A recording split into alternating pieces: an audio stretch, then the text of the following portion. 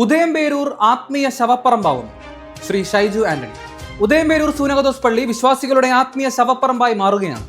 മഞ്ഞപ്രയിൽ നിന്നും ഓടിച്ചുവിട്ട ഊരക്കാടൻ എന്ന വൈദികൻ പുതിയ വികാരിയായി ചാർജ് എടുത്തതോടെ ഇടവക ജനം ആകെ വലയുന്ന അവസ്ഥയാണ്. അല്പം ചരിത്രത്തിലേക്ക് കടക്കാം.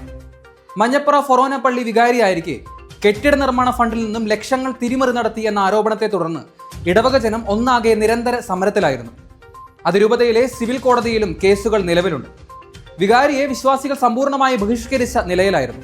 അതിൽ നിന്നും രക്ഷ നേടുവാൻ സമ്പൂർണ്ണ സിനഡ് കുർബാനയുടെ വക്താവായി മാറിയെങ്കിലും ജനം അദ്ദേഹത്തെ കൊണ്ട് സിനഡ് കുർബാന ചൊല്ലിപ്പിച്ചില്ല. ജെഫ് എന്ന പേരുള്ള കൊച്ചച്ഛന് ഇടവകയിൽ കിട്ടിയിരുന്ന ജനസമ്മതി കണ്ട് അസ്വസ്ഥനായ ഊരക്കാടൻ എന്ന വൈദികൻ ജെഫ് അച്ഛനെതിരെ കള്ളസാക്ഷി കൊടുത്ത് ക്രിമിനൽ കൂരിയായെ കൊണ്ട് സസ്പെൻഡ് ചെയ്യിപ്പിച്ചു. സസ്പെൻഷൻ ലഭിച്ചിട്ടും നിലപാടുകളിൽ ഉറച്ചു നിന്ന ജെഫ് അച്ഛൻ ഇന്ന് എറണാകുളത്തിന്റെ പൊന്നോമനയാണ്. ഒടുവിൽ ഇടവക ജനത്തിന് വഴങ്ങി സമ്പൂർണ്ണ ജനാഭിമുഖ കുർബാന ചൊല്ലുകയായിരുന്നു. അതിനിടെയാണ് ശിക്ഷാ നടപടിയുടെ ഭാഗമായ ഇടക്കാല ട്രാൻസ്ഫർ ലഭിച്ച് ഉദയംപേരൂർ സൂനകദോസ് പള്ളിയിലെത്തുന്നത്. ആകെയുള്ള 16 ഫൊറോനകളിൽ ഊരക്കാടനച്ചിന് മാത്രം ഇടക്കാല ട്രാൻസ്ഫർ നൽകാൻ വേറെ കാരണങ്ങളൊന്നും വേണ്ടല്ലോ.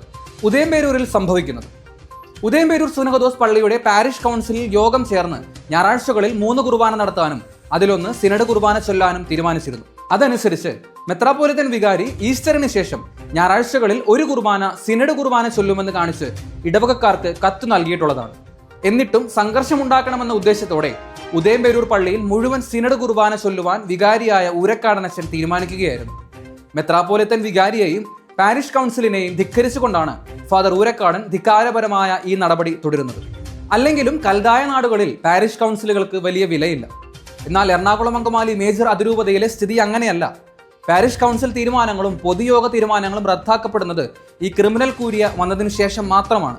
ഒരു മുന്നറിയിപ്പ്: ഈ സ്ഥിതി തുടർന്നാൽ ഉദയംപേരൂർ സൂനകദോസ് എറണാകുളം അങ്കമാലി മേജർ അതിരൂപതയിലെ ഒരു ഒറ്റപ്പെട്ട തുരുത്തായി മാറും. കർദിനാൾ പക്ഷത്തുള്ള 10 മുതൽ 12 വൈദികരൊഴികെ മറ്റാരും ആ പള്ളിയുമായി സഹകരിക്കില്ല. കഴിഞ്ഞ ദിവസം ആദ്യ കുർബാന സ്വീകരണത്തിന്റെ കുമ്പസാരത്തിനായി ക്ഷണിച്ച വൈദികരാരും വന്നില്ല. ഇന്നലെ ഒരു ആണ്ട് കുർബാന നടത്തുവാൻ മുൻകൂട്ടി ഏറ്റിരുന്ന വൈദികൻ പിന്മാറി. സിനഡ് കുർബാന മാത്രം ചൊല്ലുന്ന 6 പള്ളികളും ഇന്ന് ഏതാണ്ട് ഒറ്റപ്പെട്ട അവസ്ഥയിലാണ്. ആ പള്ളികളിലേക്ക് മറ്റു വൈദികർ പോകുവാൻ സന്നദ്ധത കാണിക്കുന്നില്ല. ആ ഇടവകകളെല്ലാം വലിയ ആത്മീയ പ്രതിസന്ധിയിലാണ്. പകുതിയിലധികം വിശ്വാസികൾ സഹകരിക്കുന്നില്ല. പേരിന് മാത്രമായി നടത്തുന്ന ചടങ്ങുകളായി എല്ലാം അവസാനിക്കുകയാണ്.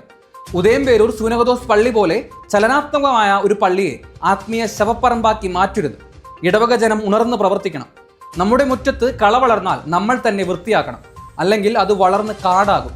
ഇടവകയിലെ ദൈവജനം ഒരുമിക്കുവാൻ സമയമായി. സമയം പാഴാക്കരുത്.